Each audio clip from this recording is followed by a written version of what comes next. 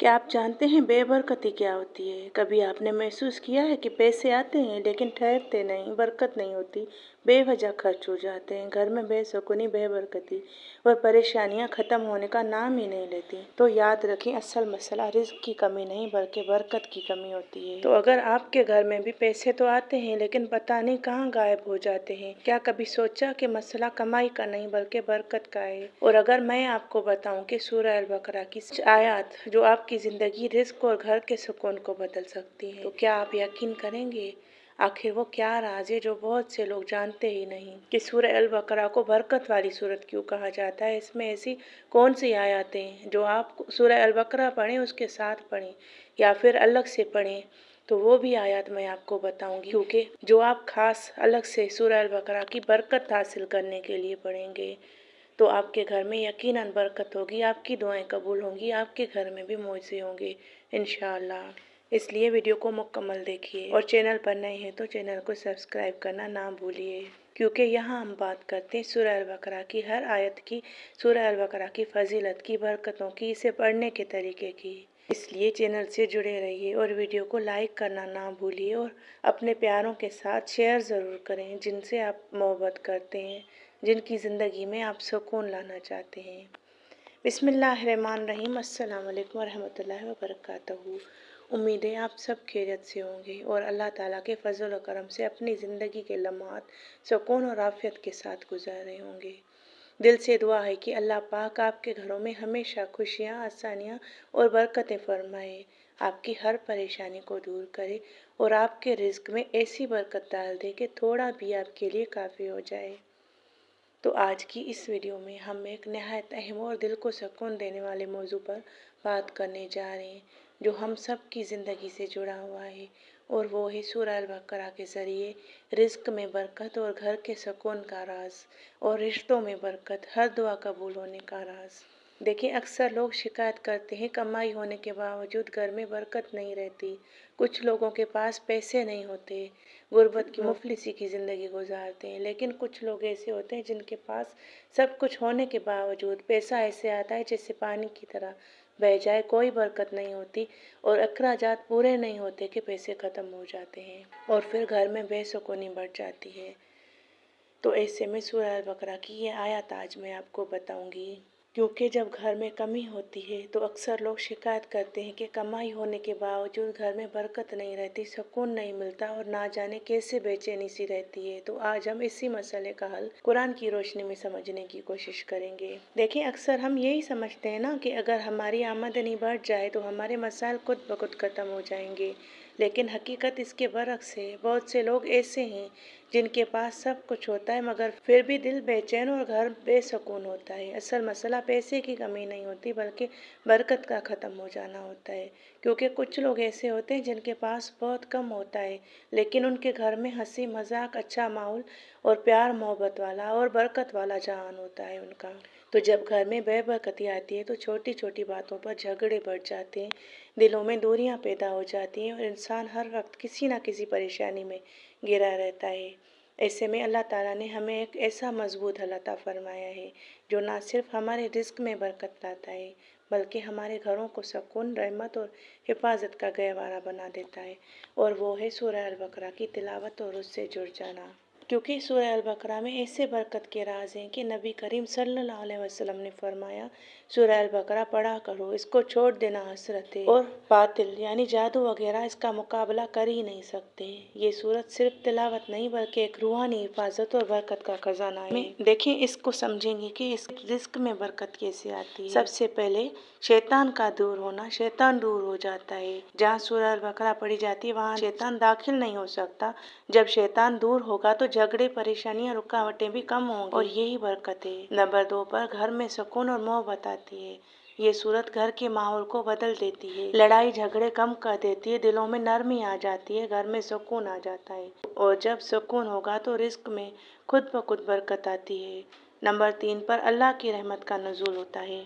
कुरान की तिलावत अल्लाह की रहमत को खींचती है تو یہ تو سورہ البقرہ ہے ہی رحمتوں اور برکتوں والی اور قرآن پاک کی سب سے عظیم اور سب سے بڑی صورت، اور جہاں رحمت ہو وہاں تھوڑا رزق بھی کافی ہو جاتا ہے۔ اس کا چوتھا فائدہ یہ ہے کہ جادو اور نظر بد سے حفاظت کرتی ہے۔ دیکھیں بہت سے گھروں میں بے برکتی کی وجہ نظر یا جادو بھی ہوتا ہے۔ سورہ البقرہ ایک مضبوط حصار بناتی ہے جو ان سب اثرات کو ختم کرتی ہے۔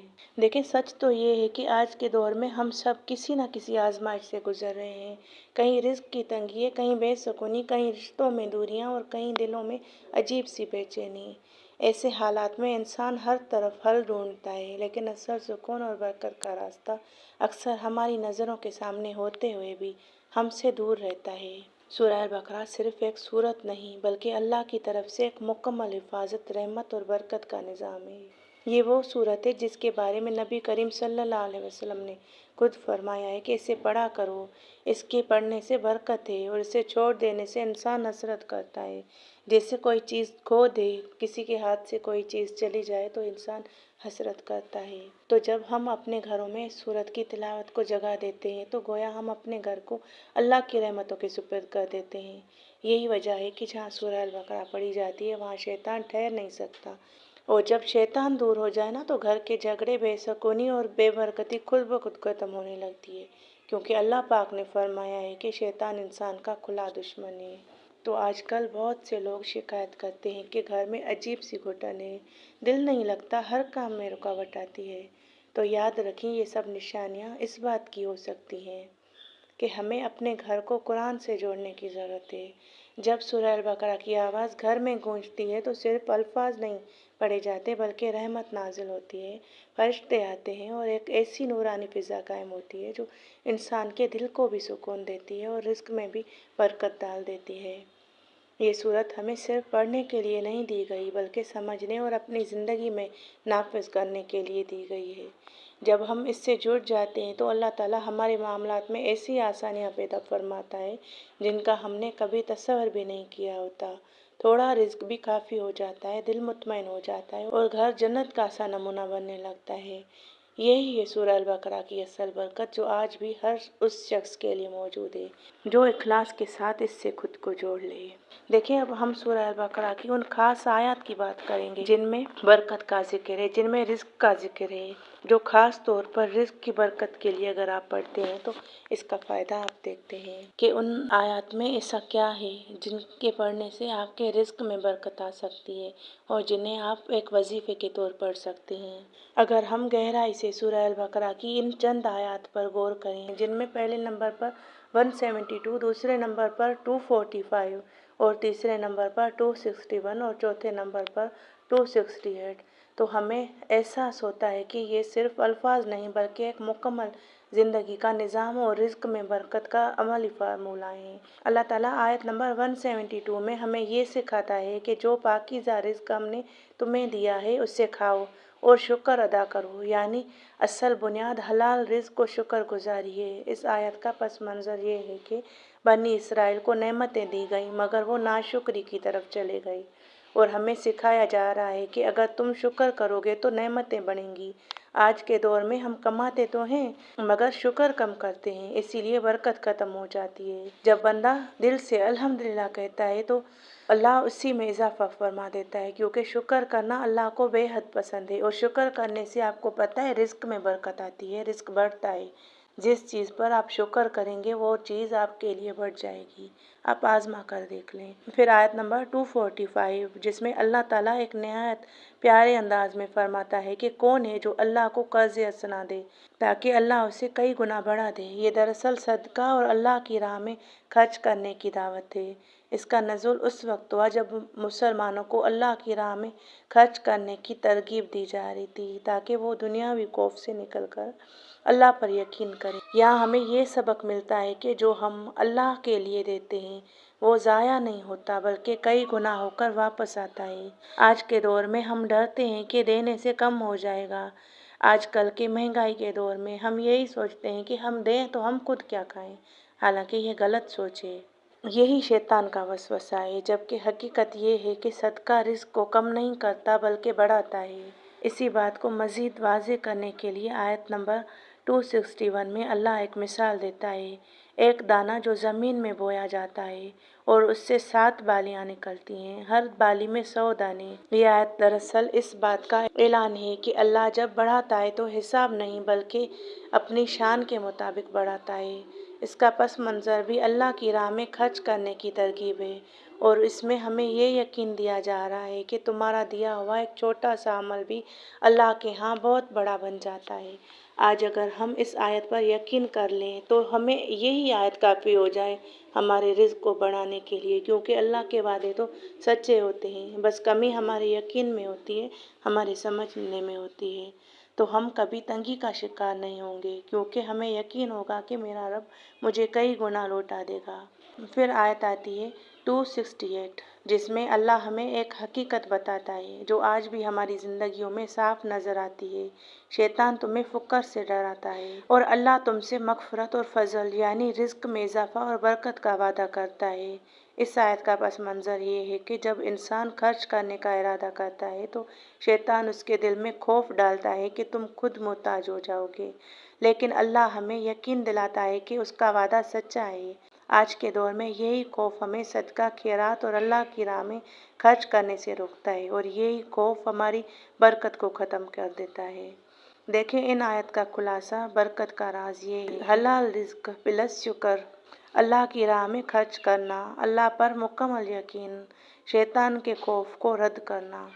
اور اب سوال آتا ہے کہ آج کے دور میں ہم کیسے فائدہ لیں؟ اگر ہم واقعی اپنے رزق میں برکت چاہتے ہیں تو ہمیں ان آیات کو صرف سننا نہیں بلکہ اپنی زندگی میں لانا ہوگا۔ ان کو پڑھنا بھی ہوگا، ان پر عمل کرنا بھی ہوگا۔ جو ابھی ملے اس پر دل سے شکر ادا کریں، تھوڑا ہو تب بھی صدقہ کریں، ہر حال میں اللہ پر یقین رکھیں، گھر میں قرآن خاص طور پر سورہ البقرہ کی تلاوت کو معمول بنائیں۔ اور اب آتا ہے ان آیات کو وظیفہ کیسے بنائیں، کس طرح پڑھیں۔ دیکھیں روزانہ کسی ایک وقت خاص طور پر فجر یا عشاء کے بعد آیت نمبر 172 313 مرتبہ شکر کی نیت سے پڑھیں۔ اسی طرح آیت نمبر 245 یا آیت نمبر 261 یا پھر آیت نمبر 268، ان سب میں سے کسی ایک آیت کو آپ پڑھ سکتے ہیں ایک ٹائم میں، اور ساتھ میں آپ نے شکر بھی ادا کرتے رہنا ہے۔ جو رزق میں اضافہ ہوتا ہے، برکت ہوتی ہے، اور خوف اور وسوسوں سے بچنے کے لیے اللہ سے دعا کرنی ہے، اور یہ بھی دعا کرنی ہے کہ یا اللہ میرے رزق میں برکت عطا فرما، مجھے شکر گزار بنا اور مجھے اپنے راستے میں خرچ کرنے والا بنا دے، اور ہمارے رزق میں برکت عطا فرما۔ تو یاد رکھیں برکت پیسے کی مقدار میں نہیں بلکہ اللہ کی رضا میں ہوتی ہے۔ جب اللہ راضی ہو جاتا ہے تو تھوڑا بھی بہت بن جاتا ہے، اور یہی اصل کامیابی ہے۔ اور یہ بھی یقین رکھنا ہے کہ جب اللہ کے راستے کھلنے لگتے ہیں، جب اللہ دینے لگتا ہے تو وہاں سے وسیلے بناتا ہے جہاں سے آپ کی سوچ بھی نہیں جاتی، ہر چیز کو آپ کے لیے وسیلہ بنا دیتا ہے۔ پھر برکتیں ہی برکتیں آتی ہیں، پھر رحمتیں ہی رحمتیں ہوتی ہیں۔ تو میری پیاری بہنوں اور بھائیوں، اگر آپ واقعی چاہتے ہیں کہ آپ کے گھر میں سکون آئے، دلوں میں محبت پیدا ہو، رزق میں ایسی برکت ہو کہ تھوڑا بھی کافی لگے اور ہر کام آپ کے بننے لگے، اگر رشتوں میں بندش ہے تو رشتوں کے راستے کھولنے لگے، رزق کی کمی ہے تو رزق اللہ پاک کھول دے، آپ کی ساری دعائیں قبول ہونے لگے، آپ کے دلوں کو اللہ پاک سکون دینے لگے، تو آج ہی سے اپنے آپ کو سورہ البقرہ کے ساتھ جوڑ لیں۔ یہ صرف ایک تلاوت نہیں بلکہ ایک ایسا نور ہے جو اندھیروں کو ختم کر دیتا ہے، ایک ایسی رحمت ہے جو زندگی کو بدل دیتی ہے۔ آج نیت کر لیں کہ ہم شکر گزار بنیں گے، اللہ کی راہ میں دیں گے اور اس کے احکامات کو مانیں گے اور اس کے کلام کو اپنی زندگی کا حصہ بنائیں گے۔ یقین کریں جب آپ ایک قدم اللہ کی طرف بڑھاتے ہیں تو اللہ آپ کی طرف بے حساب رحمتوں کے دروازے کھول دیتا ہے۔ اللہ تعالیٰ ہم سب کے گھروں کو رحمتوں اور برکتوں سے بھر دے، ہمارے رزق کو پاک، حلال اور کافی بنا دے، اور ہمیں ہمیشہ اپنے کلام سے جڑے رہنے کی توفیق عطا فرمائے۔ آمین یا رب العالمین۔ السلام علیکم ورحمۃ اللہ وبرکاتہ۔